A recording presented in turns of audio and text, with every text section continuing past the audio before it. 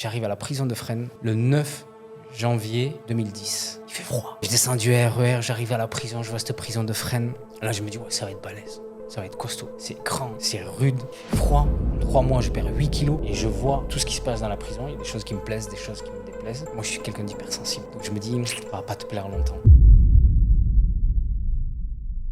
Moi, la plus grande leçon d'entrepreneuriat que j'ai eue, c'était les c'est la plus belle école du business pour un entrepreneur. Des années, je continue aujourd'hui, je conseille les jeunes qui veulent se lancer dans le business. Ouais. Faites pourquoi? Moi, depuis tout petit, dans le Rif, là, il y avait une montagne, je la voyais, je m'attractais, tu vois. Il y avait une attraction particulière avec cette montagne. Et en grandissant, je disais à mes cousins, venez, on y va, on monte là-bas, on va voir qu'est-ce qu'il y a. Ils me disent, ah, il y a des chiens sauvages, ils ont mangé des hommes, ils ont retrouvé des squelettes, c'est les légendes. Ça a commencé par mon beau-père. Quand je l'ai enterré, je dis, je suis un grand garçon, j'aime la course à pied, je prends mes baskets et je monte là-bas voir ce qui se passe. Et comme je n'étais pas entièrement équipé, j'ai fait que la moitié du parcours. Et là, j'ai commencé à ressentir quelque chose, je dis, ça fait déjà 6 ans. Et il y a 6 ans, je me suis dit, il faut que je fasse quelque chose de marrant. Le deuxième déclic, c'est le décès de mon père, et là, j'arrive tout au sommet, tout en haut. Et là, je vois toute la ville. Et là, je pleure, le manque de mon père, mais je pleure d'une sérénité. Et là, je me dis, ouais, c'est ici que je dois être. Et qu'est-ce qui fait qu'un jour, tu te décides à complètement changer de vie, à mettre ton petit grain de sel pour exhauster le goût de ta nouvelle life? Qu'est-ce qui s'est passé? La scène, on attend tous des déclics. Les déclics, on en a tous les jours, il y a des déclics. C'est juste que notre attention, elle n'est pas focus. On est plus dans la tête que dans le cœur. Et moi, c'était vraiment... Si aujourd'hui, Hamim que tu es, devait donner un conseil au Hamim que tu étais il y a 20 ans, qu'est-ce que tu aurais aimé avoir et recevoir comme conseil? En réalité, personne n'est personne et chacun est quelqu'un. Quand on comprend ça, on se concentre sur notre propre personne et on se rend compte que nous sommes notre propre fonds de commerce. Retrouvez dans mon podcast des parcours atypiques d'entrepreneurs intrépides qui ont su mettre leur petit grain de sel au moment opportun pour exhauster le goût de leur vie qui leur paraissait si fade. En fait, j'ai oublié de me présenter. Je suis le seul et l'unique, le chef Hassan. Il n'y en a pas deux comme moi, comme chaque invité de ce podcast. Salam alaikum. Bienvenue dans ce nouvel épisode de Mon Petit Grain de Sel. Merci déjà à tous ceux qui sont habitués à regarder et qui m'envoient des messages chaque semaine. C'est un bimensuel et aujourd'hui, je reçois une personne qui m'est chère, une personne que je ne connais pas depuis très longtemps, mais on dirait ça fait des années et que même on aurait grandi ensemble. Une personne avec qui j'ai voyagé, avec qui je fais du commerce. Et mon chériki, comme je l'appelle. C'est un homme au merveilleux accent du Sud qui vous ramène un rayon de soleil quand dans votre esprit c'est le brouillard. Et surtout un parcours atypique. Mais surtout une personne endurante. Aujourd'hui, je vais vous le présenter. C'est une première pour lui en podcast, mais ça me tenait à cœur de vous le présenter. Mon petit grain de sel, comment vas-tu, Hamim? Alhamdulillah, salam alaikum. Merci pour la chaleureuse invitation. Et je ne peux que répondre favorablement à cette invitation, en plus dans l'endroit où on est. Et comme c'est dans un esprit qui me convient, je suis ravi de venir mettre mon petit grain de sel, moi aussi, dans ce magnifique podcast et tout ce contenu inspirant que tu partages à cette magnifique communauté qui te suit et qui, en tout cas, j'espère, continuera à grandir et à soutenir la belle personne que tu es. Ça me fait plaisir et merci beaucoup pour toutes ces éloges. Ça me met un peu... Mais machallah, ça fait plaisir. Aujourd'hui, tu as vu, moi, personnellement, ça me fait plaisir. Alors, on est dans le même cadre qu'avec Manage, parce que vous revenez d'un voyage ensemble. Oui, tout à fait. C'était magnifique. Donc là, on est dans le même cadre, un studio très cosy, à l'aise. Voilà, ça change un peu des autres tournages de podcasts que j'ai fait avant. Et voilà, alors, déjà, premièrement, ce que j'aimerais, c'est vraiment une belle présentation assez... technique et surtout avec plein d'explications, entre guillemets. J'en perds mes mots, ça fait 14 ans que je suis au bled, des fois le français il part. Donc j'aimerais vraiment que tu te présentes, tu prennes ton temps et que tu te présentes vraiment sur qui est Hamim, pour les gens et avec qui vont devoir faire avec toi dans mon univers. Et voilà, j'aimerais vraiment que tu te présentes pour les gens qui nous regardent. Ok, c'est pas facile de se présenter comme ça, mais je dirais que... Ouais, je suis un petit curieux, un petit rêveur. Je cherche pas à me lancer de gros défis. Mais alhamdoulilah, j'ai eu la chance d'habiter pas loin d'une pinède, dans un lotissement. J'ai pas connu les cités, le star, le bruit. C'est quoi une pinède? Une pinède, c'est la campagne, c'est là où il y a des pins, c'est là où il y a des oiseaux, où tu entends les cigales chanter. Et du coup, quand on était petit, voilà, on n'avait pas forcément que le quartier à jouer au ballon, on avait cette nature qui se présentait devant nous, dans laquelle on avait cette envie et ces habitudes d'aller la découvrir, d'aller faire des cabanes dans les arbres. Comme je dis toujours, Tom Sawyer, il avait le Mississippi comme terrain de jeu, et moi j'avais la pinède pour m'éclater. Donc avec les cousins, avec les grands frères et les copains, ben, on partait, on faisait ce qu'on appelait des chasses à l'homme, des cabanes, on montait aux arbres. Donc du coup, ça m'a permis d'être toujours en mouvement et d'apprécier cette nature et les choses simples. Donc ça, alhamdoulilah, c'est déjà un bon départ. Dans quelle région tu étais? Dans le Midi, entre Toulouse et Montpellier. D'accord, entre Toulouse Côté de Narbonne. D'accord, ok. Et tu parlais de grands frères, tu as des frères, des sœurs? Ouais, alhamdoulilah, j'ai 4 frères, j'ai pas de sœurs. D'accord. Que des garçons. Donc tu vois, à la maison, c'était les Dalton le matin pour faire le petit déjeuner. C'était toi Joe ou c'était Non, qui? moi je suis au milieu, moi. Joe. Joe, je suis un peu entre Joe et Ouais, Avril. Joe était pas vrai, au le seul milieu. Joe, c'était pas Avril, en tout cas. Il n'y a pas Avril dans la famille. Il n'y a pas d'Avril. Il n'y a que des Joe. D'accord. Il n'y a que des Joe. Alhamdoulilah, mon père nous a donné une bonne éducation avec beaucoup de valeurs. Je D'accord. n'ai jamais eu de problème particulier. C'est pour ça que j'ai un casier judiciaire vierge qui m'a amené à passer le concours dans la fonction publique. D'accord. On en parlera plus tard. Bien sûr. Mais j'ai toujours senti cette quête de liberté, de pouvoir faire ce que j'avais envie de le faire quand j'avais envie de le faire et pas attendre d'avoir la permission pour le faire. Et justement, tu me parlais de ça et le parcours scolaire, c'était quoi? Parce que tu as vu, moi, je suis très parisien. Tu me parles d'une pinède, je vois des forêts, Tom Sawyer, cabane, Huckleberry Finn, mais il y avait de l'école. Ouais, il y avait de l'école. Voilà. il y Pour avait de abuser, l'école. J'ai fait un bac+2, un BTS force de vente. D'accord. Je l'ai fait en alternance dans une entreprise. Et là, déjà, à cette période, j'ai commencé à sentir les prémices d'une discrimination. Pas directe, mais je commençais à sentir des petits trucs. Donc quand je faisais mes stages, c'est difficile d'en avoir. T'as vu, tu fais un stage en vente, mais presque on t'envoie faire de la carrosserie ou faire de la mécanique. Donc c'était compliqué de pouvoir trouver des stages. Et quand j'avais trouvé une entreprise en saisonnier et que je leur ai demandé de poursuivre avec une formation dans le cadre de mon BTS, là tout de suite, il n'y avait plus personne. Donc j'ai fait ce BTS, mais là j'ai trouvé une entreprise qui m'a permis d'être tout seul. Mais j'aurais aimé être accompagné par un professionnel à ce moment-là. Mais le fait d'être tout seul pendant 2 ans, ça m'a permis de me dire, écoute, t'as un objectif, vas-y, fonce. Et j'ai commencé à entrevoir, on va dire, les prémices aussi de l'entrepreneuriat, de toutes les opportunités qui se préparaient. J'avais 18 ans, pour moi, c'était royal. Saxo, 2 places. Tu vois, j'avais mon ordinateur portable, carte bleue pour les déplacements, l'essence, la nourriture, l'hébergement. C'est pour quel type de société? C'est une société qui vendait des équipements industriels. Donc là, j'ai commencé à visiter des zoos pour leur vendre des gants pour les aigles, pour les faucons. Tu vois, on faisait des gants sur mesure pour pouvoir les renforcer. Et du coup, j'étais technico-commercial. J'allais me balader du côté de Beauval, j'allais me balader du côté de Dijon, j'allais jusqu'à Paris. J'ai rencontré même une brigade de CRS parce que l'idée, c'était de renforcer leurs gants anti-feu. D'accord. Donc c'était quand même assez passionnant. Et du coup, je rencontrais du monde et ça me plaisait de pouvoir être sur la route et pas de compte à rendre. J'ai mon BTS, ça se fait sur 2 ans. Le patron, il n'était pas trop sur mon dos. Il avait besoin de vendre quelques gants, mais il avait besoin surtout de quelqu'un qui rende visite aux clients.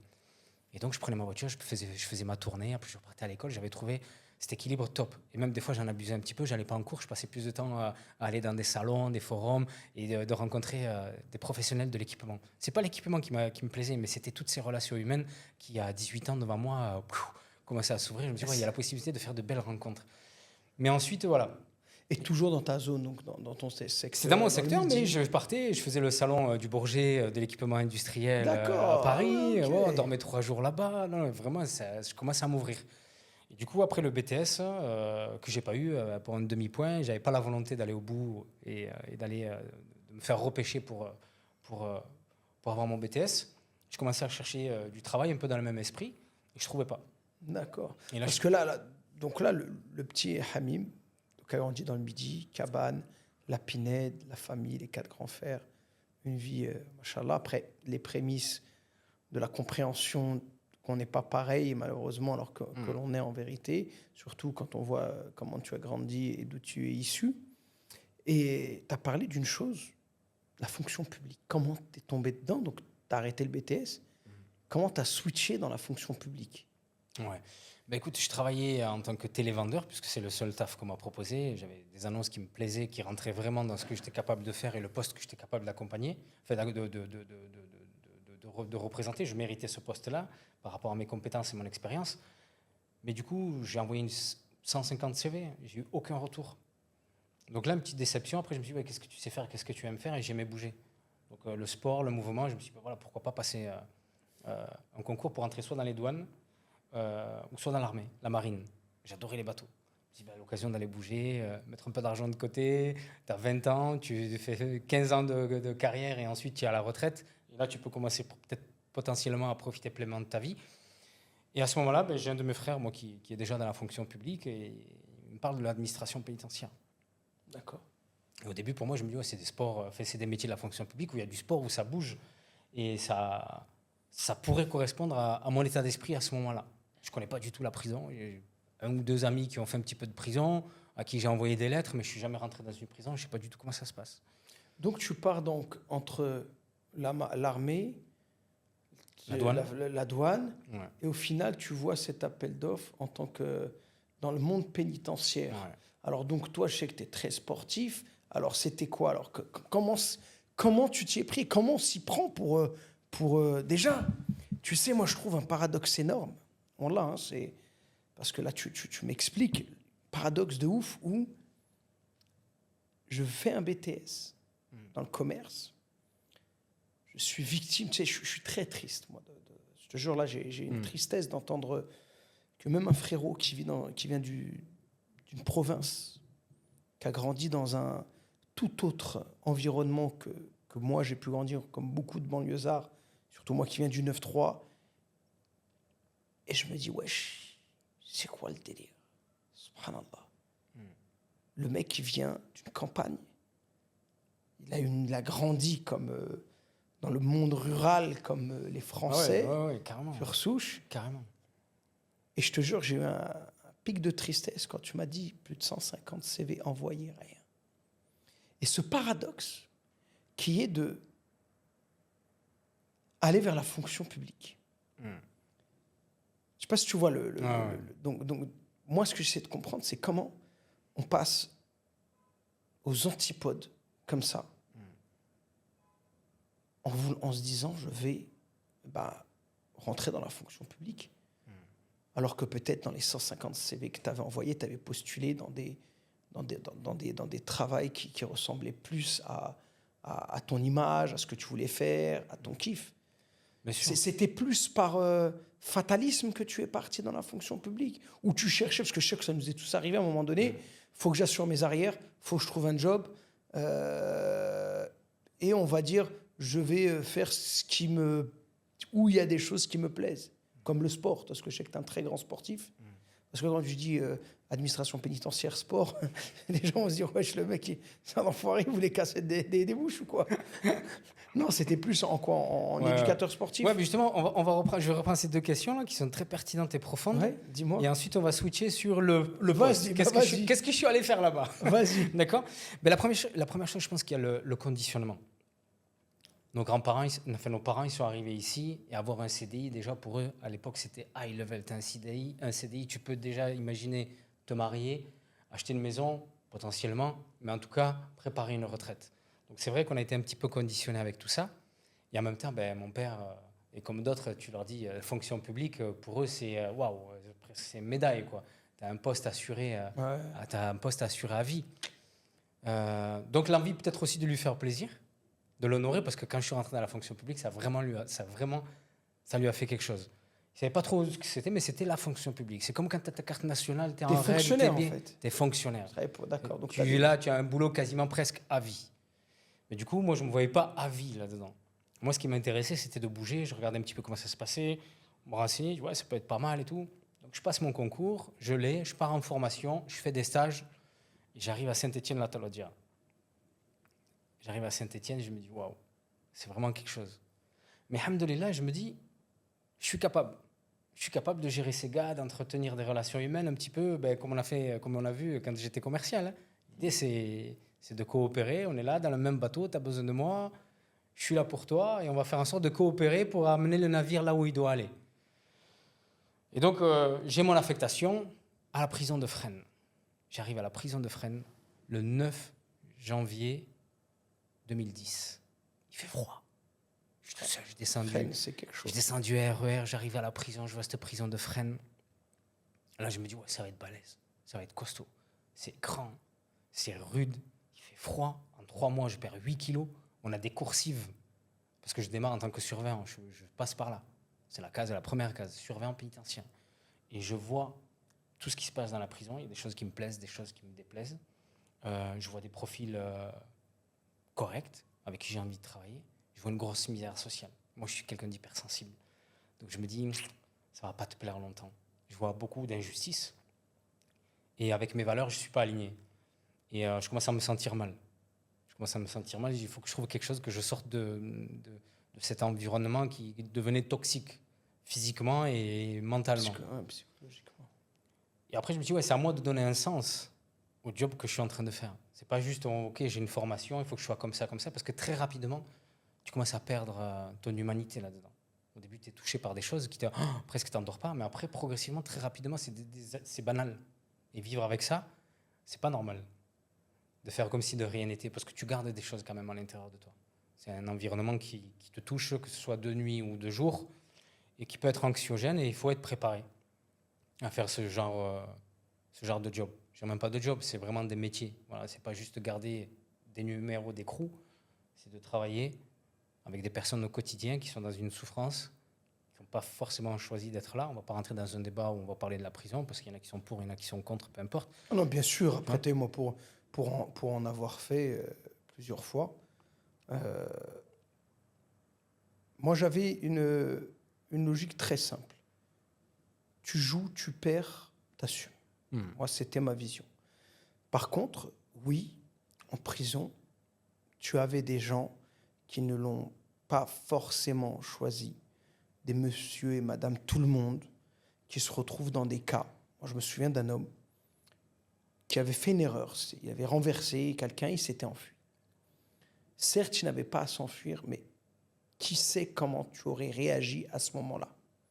Tu vois, donc c'est vrai que de voir une personne comme ça du jour au lendemain, monsieur tout le monde, qui a fait une connerie, qui a renversé quelqu'un et qui s'est sauvé. Il n'était pas alcoolisé, voilà, je m'en souviens, on avait vu sa fiche, etc., parce que tout le monde demande à voir les fiches. C'est vrai que je m'étais dit, en fait, ça peut arriver à tout le monde. Personne n'est à l'abri de se retrouver incarcéré. Personne. Ça peut choquer cette parole, certains, mais personne n'est à l'abri. Maintenant, bien sûr, on n'est pas là pour parler de ça, c'est pas un débat, voilà. Moi, aujourd'hui, ce qui est intéressant dans ton discours, c'est ton analyse. Et surtout, on en a parlé déjà plusieurs fois, l'expérience, c'est-à-dire moi d'un côté, toi de l'autre. Et c'est ça aujourd'hui, avec la maturité, on se retrouve aujourd'hui à un certain âge, avoir à peu près le même lien, une chose qui nous lie, une compréhension. Et ça, c'est important. Et ce que tu nous expliquais, si tu peux continuer, c'est... Ouais. Et du coup, au départ, je décide de donner un autre sens à mon métier, comme j'ai envie de le pratiquer. Et du coup, je commence à sentir que je suis utile dans ce que je fais. Mais par contre, très rapidement, j'ai besoin de passer à une autre étape. Et je décide de passer le concours pour entrer dans les groupes d'intervention. Pas pour aller tirer comme un Lucky Luke, mais juste parce que je me dis, voilà, là, ça bouge, il y a du sport, de l'adrénaline. Je recherchais ça. À ce moment-là, j'étais à fond de muscu parce que voilà, moi, mon premier sport, ça a été le foot. J'ai joué pendant longtemps. Et après 16 ans, tu vois, le corps qui commence à changer. Tu veux faire ta place dans la société. Tu as envie de marquer un petit peu les esprits. Tu vas pousser un peu. Tu vois. Donc, ça me plaisait, tu vois, la culture du corps. Donc voilà, je me suis dit, pourquoi pas mettre à profit mon corps dans mon travail. En même temps, ça me permettrait de m'épanouir, de m'éclater, de faire de la course, de faire de la musculation, faire ce que j'ai envie de faire. Et alhamdoulilah, c'est pas passé. Je ne l'ai pas eu. Je n'ai pas eu le concours parce que j'ai aussi une maladie, je veux dire, génétique. J'ai un kératocone, c'est une déformation de la cornée. D'accord. Qui m'a, je ne vais pas dire pourrir la vie pendant 20 ans, mais presque. Donc j'en ai vraiment souffert. J'ai dû arrêter le foot à cause de ça. Et c'est une maladie qui me déforme donc la cornée. Je suis obligé de porter des lentilles sur mesure. Et quand tu les mets, ça fait hyper mal. Et quand tu les enlèves, tu es Je vois plus rien. dans le flou complet. D'accord. Donc, du coup, faire ce genre de job où tu fais des astreintes, des nuits, des surveillances pendant de longs moments sans enlever tes lentilles ou les changer, ça pouvait être problématique pour moi. Donc, je me dis, alhamdoulilah, un mal pour un bien. Et du coup, c'est là où je bifurque dans un poste d'éducateur moniteur de sport. Je fais 3 mois d'essai, ça me plaît. Voilà, c'est ce que je veux faire. Jouer au foot avec les gars, faire la muscu avec les gars, courir avec les gars, faire des petits programmes de remise Donc, en tu forme, ça deviens, me plaît. en fait, ce prof de sport en prison. En fait. Voilà, tu le connais. Ouais, je connais, ouais. Il va bien, il est cool. Ouais, c'est sympa. Te connaissant, ça te va mieux en tout cas. Hein, je vois que c'est... Ah ben, du coup, c'était ça, et c'était de proposer des activités. Et j'étais dans les prémices du cross-training. Donc, j'ai amené une nouvelle manière de faire du D'accord, sport en toi. prison à des gars qui faisaient que du développé couché et des tractions et des pompes. Donc, avec pas grand-chose, on arrivait à faire des circuits où les mecs, ils se régalaient et ils trouvaient justement un équilibre entre le cardio, la force, la muscu. Et là, je rencontrais des personnes du grand banditisme, je rencontre des chefs d'entreprise, je rencontre tout le monde. Mais finalement, à travers le sport, toutes les barrières, elles sautent. Et ça nous donne envie de créer des... C'est un des seuls moments de liberté, aussi d'expression qu'il y a en prison, tu as vu. Et c'est vraiment la chose aussi, il faut savoir, le sport en prison, c'est une des seules manières de se fatiguer. C'est fatigué, décompressé. Parce qu'on fait 22 heures sur 24 enfermés. Et t'as que 2 heures de promenade. Alors quand tu arrives à intégrer un des sport, groupes de tu rates sport, pas. tu le rates Tu pas. rates pas. Et bah après, tu en fais en cellule. Mais quand tu arrives à intégrer, c'est aussi un moment, voilà, c'est un moment de liberté en fait. Ouais, carrément. Et donc, ouais, donc c'est ça. Donc tu deviens. Et pendant combien de temps tu fais ça? Parce que tu as bougé après. Tu n'es pas resté qu'à Fresno. Paris, j'ai fait Réau. D'accord. Réau, et C'est un ensuite... CD Réo, non? Réau, c'est un centre de CP. détention, C'est un CP, ouais. Il y a un CD et une maison centrale dedans. D'accord. Et Une centrale. ouais, je passe 2 ans là-bas. Et l'envie de rentrer un peu dans le sud. Mon papa qui commence un peu à vieillir, qui prend de D'accord. l'âge, loin de la famille. Depuis l'âge de 20 ans, je commence à vagabonder. Et je me dis, bon, peut-être qu'il est temps de se marier, de se poser. Et... Alors, à quel âge, pardon, à quelle heure? À quel âge tu t'es... Je suis redescendu, j'avais 28 ans, ouais, 28, 29 ans. D'accord. Ça fait 10 ans de mariage. Donc je suis redescendu un petit peu avant. Ah, tu t'es marié, tu t'es posé à côté de la famille. À côté de la famille, du coup, on est parti sur Avignon, on se faisait un bon compromis. Donc, tu te mets à redescendre dans le sud pour te rapprocher de la famille, mariage, Ouais. etc. Et tu reprends un poste en Pareil, rapport. moniteur de sport. D'accord, moniteur de C'est sport. une mutation. D'accord, dans quelle maison d'arrêt? Avignon. À Avignon, d'accord, ok. Et là, donc, tu fais ton parcours, tu te maries, tu as les enfants, Alhamdoulilah. et là, tu retrouves ton cocon, quoi, en fait. Ouais, je retrouve mon cocon, mon équilibre. Je suis au contact de la nature. Avignon, tu connais, hein, c'est le Vaucluse, il y a le Mont Ventoux, les dentelles de Montmirail. Donc c'est vrai que ça commence à me redonner de l'énergie, Moi, je des kiffe bonnes avec vibes. toi parce que toujours tu retiens des noms, des trucs. C'est mortel, tu vois. Après, il y a moi, je sais que tu as un rapport qui est magnifique. Tu sais, moi, tu m'as beaucoup éduqué sur ça, sur le rapport avec ton papa. Et tu sais, une chose magnifique, c'est que tu en parles souvent, mais comme s'il était encore là. Parce que voilà, il est décédé, rahimullah. Et moi, tu m'as éduqué dans cette façon d'être proche, de se référer aux paroles du papa. Je sais qu'il y a ton combat aujourd'hui est beaucoup aussi pour lui, tu vois. Moi, je dis toujours que on essaye de faire vivre aujourd'hui la revanche que nos parents n'ont pas pu vivre. Quand je parle de revanche, c'est pas une revanche de guerre ou quoi, mais une revanche sur la vie. On sait que nos parents ne sont pas venus forcément en France pour s'y éterniser, y finir, mais qu'à un moment donné, ils y sont restés, ils nous ont eus. Et moi, en tout cas, c'est un peu je l'ai retrouvé ça en toi aussi, un peu cette envie de vivre ce que nos pères auraient aimé vivre, revenir au pays, revivre des choses. Et on s'est rencontrés, nous, dans le cadre d'un projet que tu as, qui était Mecca, Médina en course. Inch'Allah. Je ne serais pas venu courir, ça c'est Ah, sûr, non, mais non, je non. devais venir cuisiner. Vous aurez bien ravitaillé. Voilà, et ce projet, il est encore en cours. Donc ceux qui aimeraient y participer, des sponsors, etc., On vous attend. N'hésitez pas à nous envoyer un message. Ce sera un magnifique parcours. Mais avant ça, avant de parler de tout ça, j'aimerais savoir qu'est-ce qui a fait que Hamim, tu sais, c'est dingue parce que je repense à cette vente de gants, d'aigle, de commercial, de BTS, PHV, l'entrée dans le domaine de la fonction publique, ces 9 ans passés à Paris, ce retour. Et qu'est-ce qui fait qu'un jour, tu te décides à complètement changer de vie, à mettre ton petit grain de sel pour exhauster le goût de ta nouvelle life? Qu'est-ce qui s'est passé? La scène, on attend tous des déclics. Tu vois, on attend tous ouais, mais c'est pas le moment, j'attends le déclic. Le déclic, on en a tous les jours. Tous les jours, il y a des déclics. C'est juste que notre attention, elle n'est pas focus. On est plus dans la tête que dans le cœur. Et moi, c'était vraiment la maladie de mon père. La manière comme il a combattu pendant ces 4 ans de maladie, sans jamais se plaindre, toujours en remerciant Dieu et en allant jusqu'au bout. Et que dans cette douleur-là, dans cette maladie, moi, j'ai souhaité faire quelque chose pour lui, c'est-à-dire aller me mettre moi aussi dans la difficulté, dans le dépassement de soi, dans la douleur, juste pour imaginer un peu, pour ressentir un petit peu sa douleur. Et avant de me lancer dans ce défi sportif, je sentais que j'allais le perdre, mon père. Je savais que ça arrivait. C'est pas dans la maladie, mais je savais que ce défi sportif, à ce moment-là de sa maladie dans sa vie, c'était la chose qui devait accélérer les choses derrière. Et du coup, avant de partir pour cette course de 3 jours, que j'avais organisée moi-même pour mettre à l'honneur mon père, pour lui rendre hommage. C'était où cette course, excuse-moi? C'était le long du canal du Midi. D'accord. De Toulouse à Marseille, en 240 km. Et j'avais décidé de le faire pour le comité régional handisport. Et le but, c'était de financer une joëlette. C'est les fauteuils d'handicapés que tu prends pour aller faire de la course, du trail, de la randonnée. Et mon objectif, c'était d'en financer un. Alhamdoulilah, on a une belle entreprise qui l'a financé entièrement. Et ça symbolisait aussi beaucoup de choses par rapport à mon père qui ne pouvait plus se déplacer, etc.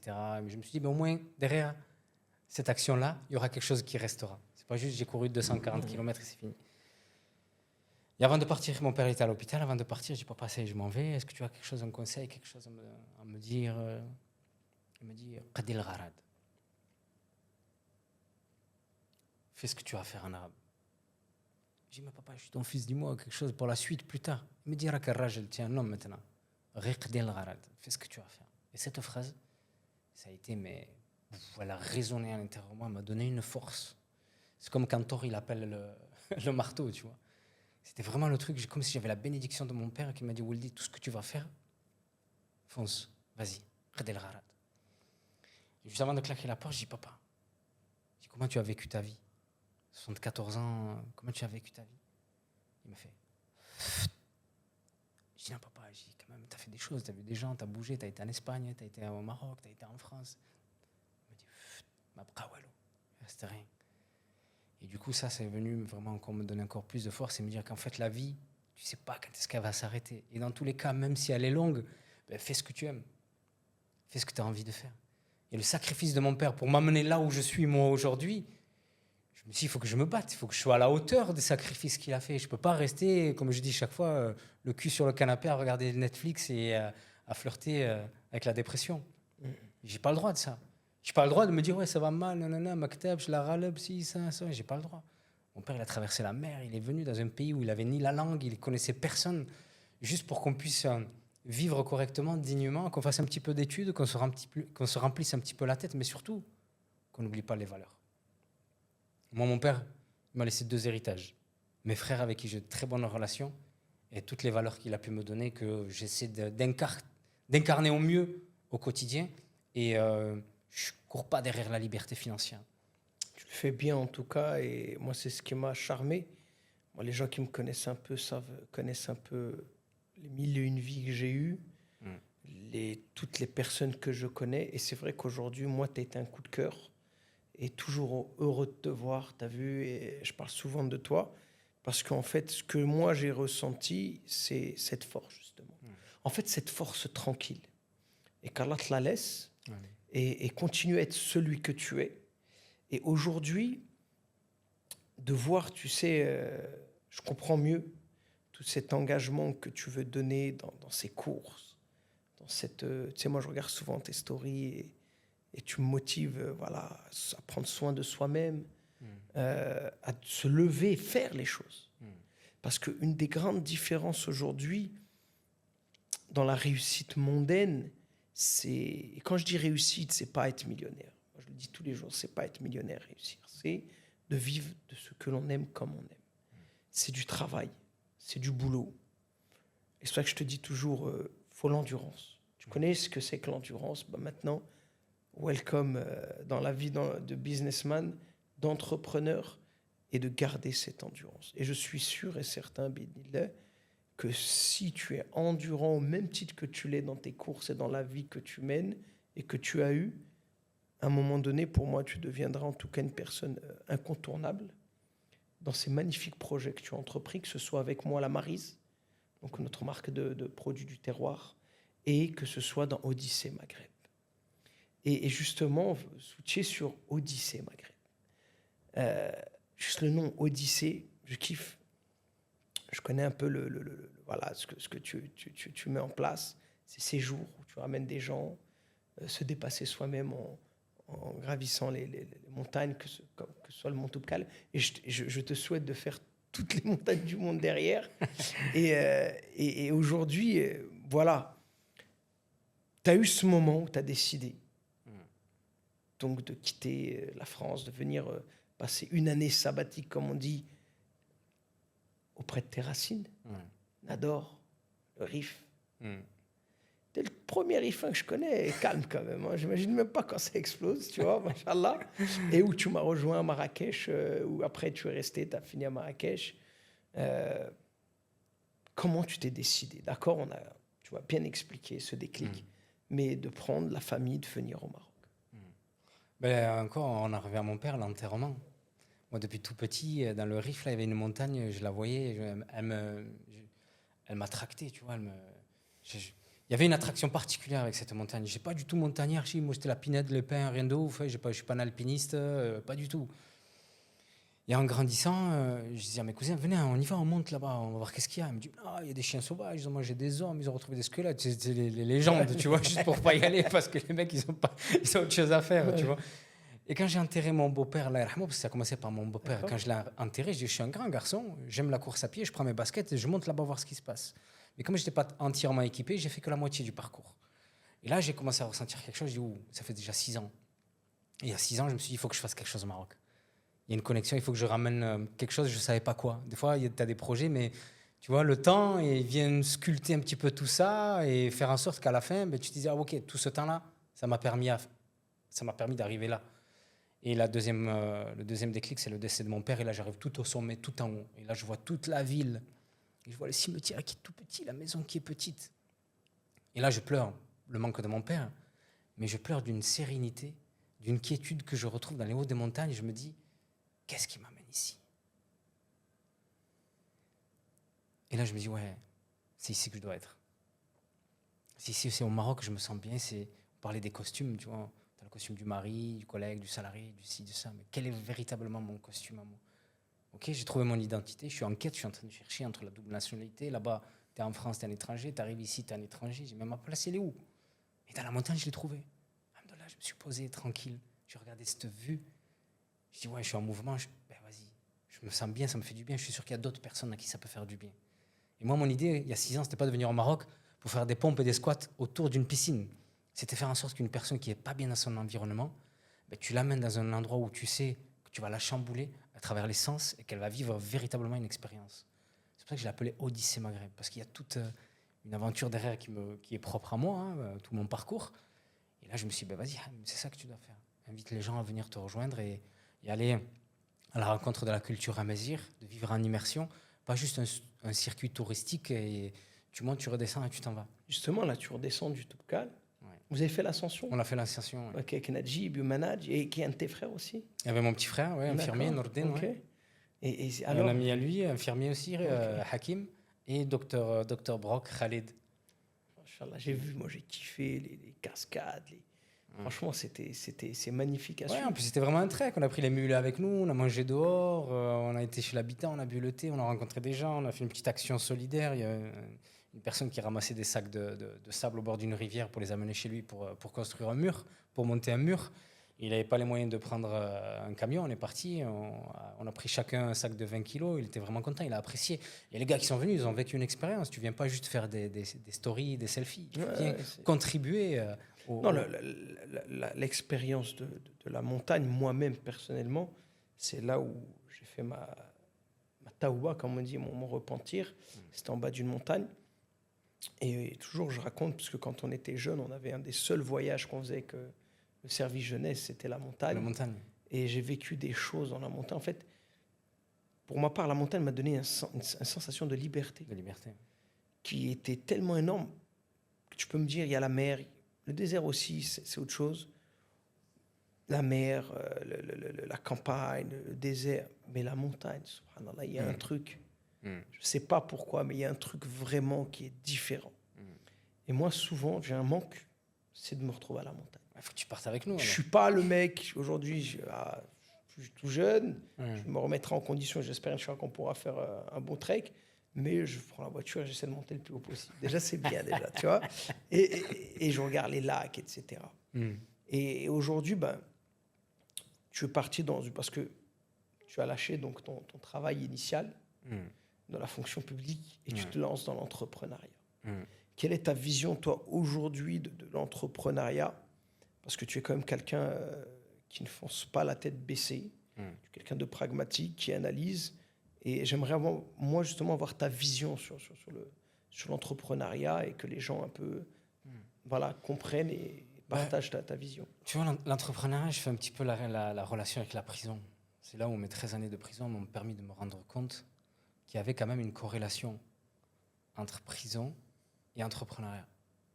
Ben, quand t'es en prison. Toi, tu me fais peur, là. On va pas, non, mais regarde, tu vas me retrouver les doutes, incertitudes. Tu sais pas quand est-ce que tu vas être jugé. Tu sais pas si on va te changer, si tu vas être transféré. Tu sais pas dans quelle cellule tu vas tomber. Tu as le réseau en prison, avec qui je réseaute, avec qui je marche. Donc ça aussi, ça fait partie un petit peu de ce que tu as besoin aujourd'hui dans l'entrepreneuriat. La vision, les objectifs. C'est quoi mon objectif en prison? Est-ce que c'est sortir avec un diplôme? Est-ce que c'est de sortir plus intelligent? Est-ce que c'est de ressortir plus clean? Donc tout ça, c'est pour ça qu'après, rapidement, pendant 6 ans, j'ai commencé à accompagner en coaching privé des entrepreneurs. Parce que je trouvais qu'il y avait une relation aussi avec le mindset. Tu es dans un état, tu es constamment en stress en prison. Tu as de l'angoisse, tu as de la méfiance. Dans l'entrepreneuriat, surtout que quand tu as été éduqué, on va dire, dans un système de salariat, avec une sécurité d'argent qui tombe régulièrement, c'est vrai que quand tu te lances dans l'entrepreneuriat, le business, c'est un peu le monde de l'invisible, de l'inconnu. Bon, la chose qui nous rassure, c'est que notre risque, notre subsistance, on sait qu'elle est écrite et qu'elle viendra, quoi qu'il arrive. Mais tu sais, moi, je kiffe échanger parce qu'à chaque échange, ça te confirme certaines choses et ça t'apprend certaines choses. Mais je vais te dire une chose, moi, Hamim. Ce mec pour qui tu travaillais, qui avait son entreprise, qui vendait des gants pour des aigles, frère. Ah, voilà, t'as vu? Oui. Et qui avait il avait des clients. Est-ce que toi, un jour, tu vas te réveiller et tu vas dire, hey, je vais vendre des gants pour renforcer les aigles et les CRS et les équipementiers, tu vois? Tu te dis, comment je vais aller très loin même dans l'analyse. Comment tu te dis aujourd'hui, un mec peut penser à faire ce business et à vivre de ce business? Eh ben, voilà, tu vois que ça, c'est pour moi, c'est un enseignement de se dire, mais le mec, je suis sûr, hein, si tu le prends, tu parles avec lui aujourd'hui, c'est un mec qui a cru en son business, qui a galéré dans son business, parce que imagine-toi le temps qu'il a dû mettre pour avoir quelques clients, pour vendre des gants. C'est pas tout le monde qui a des parcs ou qui élève des aigles, tu vois. Et dis-toi la patience et surtout la mise en place de son business. Moi, j'ai appris une chose. Pour garantir la réussite d'un business, bien sûr, même si on sait que tout est dans les mains du Seigneur des mondes, mais il y a des causes à faire. Il y a des causes. Quand on prend le hadith du prophète alayhi salam qui dit « Sois aie confiance en Allah comme le petit oiseau qui part de sa branche le matin affamé et qui rentre rassasié le soir. » L'oiseau, il fait la cause, il va chercher.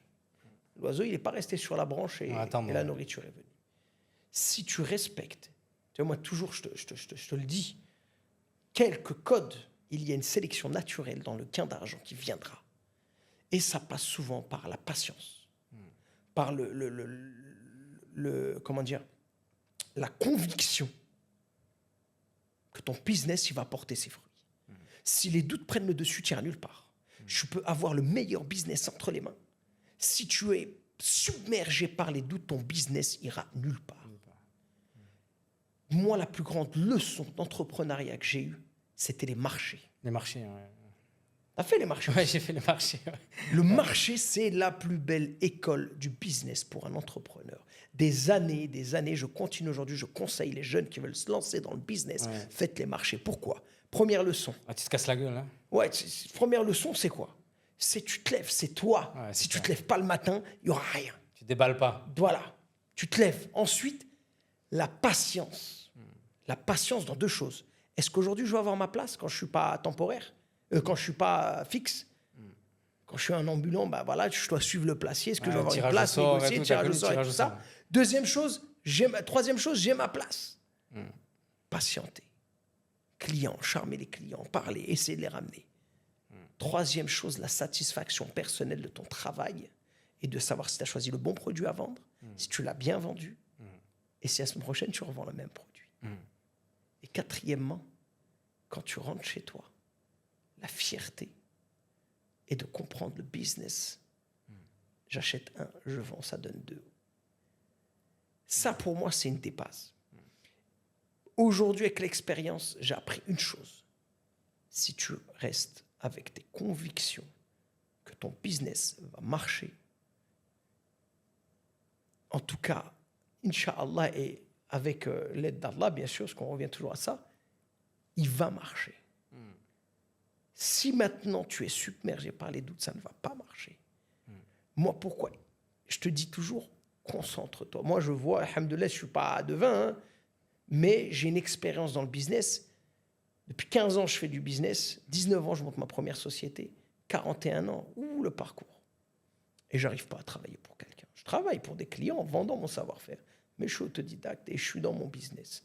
Aujourd'hui, quand je te vois, tu as les capacités d'être un très bon entrepreneur. Et quand je vois comment tu as pris le concept et le business de la Maryse avec moi, je sais qu'on peut amener loin le produit et le projet. Deuxièmement, ton projet de l'Odyssée Maghreb, comment tu l'amènes et tu le vis, pour moi, tu vas être une des références en Afrique et une des références au Maroc. Parce que tu vis la chose. Et tu es une personne de terrain.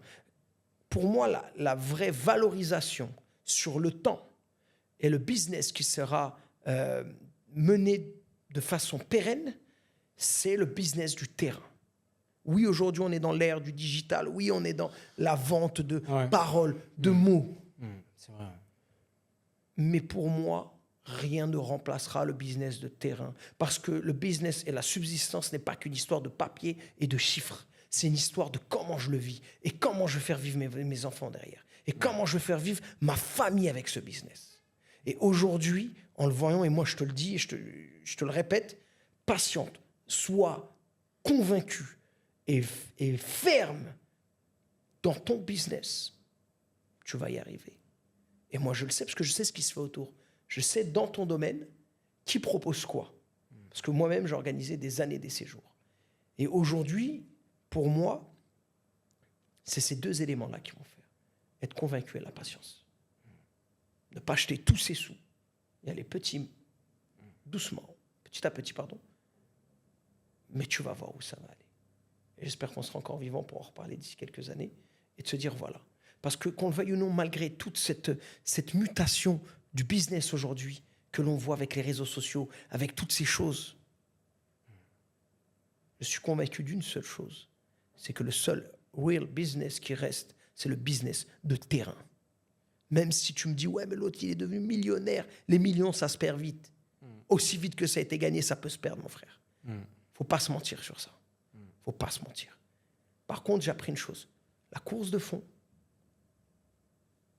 dans le business aussi bien que la course de fond que tu fais tous les jours dans ton training, eh ben, c'est ce qui va permettre derrière de porter ses fruits et de pouvoir laisser un héritage à une humanité. En tout cas, moi, personnellement, c'est ce que tu m'inspires quand je te vois. Et je sais que petit à petit, tu vas comprendre les choses. Et j'espère, hein, tu vois, moi, je ne suis pas une science infuse, mais j'ai pas la science infuse, mais j'arrive à analyser, en tout cas, voilà. Et ça, c'est important. Maintenant, moi, la chose que j'aimerais savoir, c'est... avant ça, il y a une chose que j'aime beaucoup chez toi, et qui peut être partagée avec les gens, c'est vraiment ce retour que tu as vers ta moitié. Ouais. Vers ta femme qui te soutient, avec qui, voilà, où vous faites la paire dans tout. Et ça me touche beaucoup aussi, parce qu'on n'en parle pas souvent, mais c'est aussi nos moteurs. Ah ouais, j'allais te le dire. Il ne faut pas clôturer ça que je parlais d'elle. Je n'ai jamais parlé d'elle, tu vois. Non, mais on en parlait avec Najib dans un autre épisode. C'est un équilibre. Où aujourd'hui, voilà. Et moi, je sais qu'aujourd'hui, c'est très important. Pour toi, quelle est cette vision que tu as par rapport à ça? Moi, comme je lui dis, je suis ministre des Affaires étrangères, tu es ministre de l'Intérieur, tu vois. Mais par contre, on a besoin d'une cohésion pour essayer d'aller dans ce projet-là. Et c'est fou parce qu'il y a 4-5 ans, on me disait Maroc, jamais, hors de question. Hors de question. Et quand un jour, c'était pendant les vacances de Noël, où elle n'a pas eu de congé, elle est restée à la maison, j'ai pris les petits, je ne vais pas les laisser ici 15 jours, je les amène voir leur grand-mère, tu vois. C'est qui, on va faire quoi pendant 15 jours, nous, pendant que toi, tu travailles? Bah, du vas-y, partez une semaine. Et en fait, elle n'a pas supporté la semaine qu'on soit parti sans qu'elle se retrouve toute seule. Et c'est pas la vie que je veux. Ouais. Je veux pas être maman et aller travailler. Et en fait, finalement, c'est à quel moment que je profite de mes enfants? Que pendant les vacances de Noël, et encore, je peux pas en profiter. Les vacances d'été. Elle m'a dit, écoute, Hamim, c'était un projet au Maroc. Vas-y, parce que je lui en avais déjà parlé plusieurs fois. Elle m'a dit, vas-y, je te suis. Donc la décision a été prise ensemble. Là. On est parti sans €, pas de chômage, wallo. Hein. Et elle m'a dit, vas-y, go, on y va. Si tu as envie de le faire, fais-le, je te rejoins. Donc, du coup, j'ai posé ma démission. Et savoir qu'elle me soutenait, qu'elle croyait à ce projet, et qu'elle aussi, elle s'est dit, ben voilà, on est au carrefour de notre vie. Si on ne tire pas le frein à main, on braque à 180 degrés, tu vas arriver dans 10-15 ans, ce sera que des regrets. Plus tu laisses le temps passer, et plus tu as des regrets. Donc, du coup, on s'est dit, voilà, on va faire sauter toutes nos barrières, tout ce qu'on nous a mis dans la tête, et on va aller vivre une année là-bas. Et on verra à la fin de cette année ce qu'on fera. Donc d'avoir vécu cette année, ça nous a vraiment rassurés et démontré qu'il y avait une autre vie derrière ce qu'on nous avait tracé. Marié, une maison, un CDI, chacun de son côté, crédit pour la voiture, crédit pour la maison, et t'es à la retraite. 5 semaines de vacances. Et tu lèves le doigt si tu peux prendre le jour de l'Aïd, tu vois, s'il vous plaît. Donc du coup, voilà, on s'est dit, écoute, on va aller là-dedans, et on avait envie de faire quelque chose ici sur place. Alhamdoulilah, les choses ont fait que voilà, on s'est rencontrés, mais en tout cas, voilà, elle me donne beaucoup de force aujourd'hui, c'est ce qui me permet de pouvoir être focus sur Odyssée Maghreb sans pression, d'être sur la Maryse. Et voilà, elle est toujours... Moi, je te souhaite vraiment Odyssey World. Parce que pour moi, quand je connais la personne que tu es, moi, je veux que demain, tu me dis, ouais, Hassan, je lance Odyssée Bolivie pour monter un des plus hauts monts de la cordillère des Andes, tu vois. Après, je suis pas un alpiniste, hein, et j'en ai pas fait. Ouais, tu vois, des cols, des sommets aussi hauts en France, j'en ai pas fait. C'est juste que le Maroc m'a attracté. Les montagnes marocaines, elles ont quelque chose de particulier que j'ai pas retrouvé en France. J'ai couru un petit peu dans les montagnes en France, etc. Mais ça m'a pas donné envie d'aller explorer plus. Mais dès que j'arrive au Maroc, c'est une attraction que je peux pas expliquer. C'est émotionnel, c'est profond. Mais je me dis, ben voilà, la prochaine fois, ça va être du côté, on va pas citer de nom, mais voilà, j'ai déjà d'autres projets. Surprise, ouais. Voilà, il y a déjà d'autres projets de séjour hors des sentiers touristiques. Et si un jour, ben voilà, il y a l'occasion d'aller faire quelque chose au Moyen-Orient ou en Amérique du Sud ou en Afrique, tout simplement. En tout cas, moi, je conforte les gens qui regarderont cette vidéo. Vous voulez faire un voyage, une aventure au Maroc, c'est avec Hamim. Ça, je vous le garantis. Et puis même moi, des fois, je passerai cuisiner, passer un peu de temps, parler d'entrepreneuriat. C'est authentique et immersion. Voilà, on n'est pas forcément dans des gros hôtels, mais on vit l'aventure. On va dans des endroits où il n'y a pas de réseau. Voilà. Ça nous permet de nous reconnecter. Tu disais, tu as un monde où on est dans le digital, on est dans les podcasts, la vidéo. Voilà. On se calme 4 jours. On pense à soi un petit peu. On se met dans sa bulle et... On a besoin de se reconnecter à l'essence même l'esprit, de l'être humain. Le cœur en paix, tu retrouves ta famille, ton job, tu es entrepreneur, tu repars avec des idées claires, tu as fait du networking, tu as rencontré des gens qui partagent les mêmes valeurs que toi.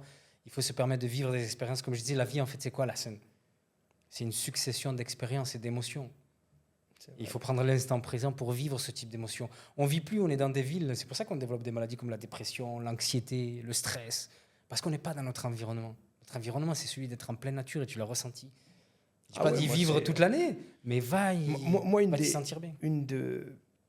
un de mes besoins primaires, c'est la nature. Hmm. Tu sais, on avait fait une masterclass juste avant que j'aille à Dubaï. Je suis parti à Dubaï à la base je suis resté quand même quelques mois là-bas pour une longue mission avec, pour objectif de rester, de m'installer là-bas. J'ai pas pu. J'avais une petite coutume le dimanche matin, c'était d'aller chercher de la nature. Hmm. Donc, derrière la prière du Fajr, à l'aube, je prenais la voiture, je cherchais un coin de nature. Je m'enfonçais dans le désert, je m'enfonçais, j'avais besoin. Aujourd'hui, pareil. Ici, mon petit rituel à moi, c'est Agafay, c'est Oukaimden. On a ce besoin, je pense. En tant qu'être humain, la nature saine de l'être humain fait que tu as un besoin de retour à cette nature et ce retour aux sources. Tu sais, s'asseoir au bord d'une rivière, regarder un arbre, regarder les oiseaux. Tu as vu, à un moment donné, on en a besoin, on est obligé. En tout cas, moi, ça me fait kiffer d'avoir cet échange avec toi. On arrive sur la fin du podcast. Alors, tu sais, j'ai toujours ce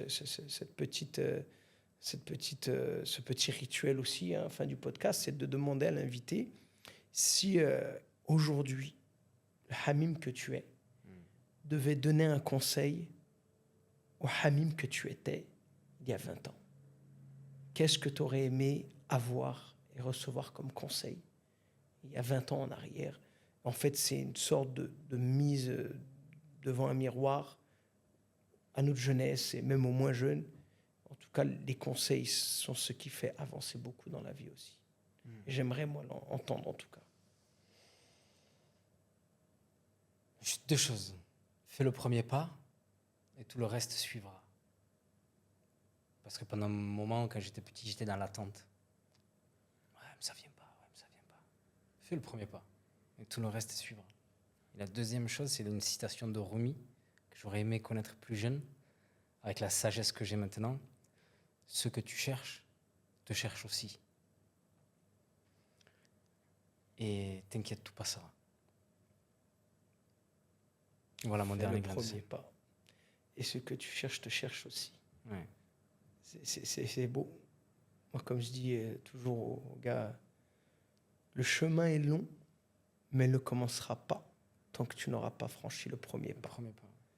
Et c'est une réalité, une des grandes différences, en tout cas dans le monde de l'entrepreneuriat et dans le monde de la vie, c'est faire. Fais.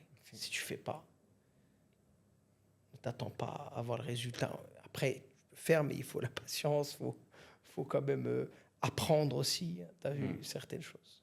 Ça m'a fait énormément plaisir depuis le temps qu'on devait faire cette petite Le plaisir est assise. pour moi, chef. C'était magnifique, on a passé un bon moment. Merci. Ça fait du bien. J'espère que vous, derrière votre poste, je sais pas comment on appelle ça, un écran, ou bien dans votre téléphone, vous allez regarder ça, et que ça vous a fait plaisir de partager ce moment avec nous.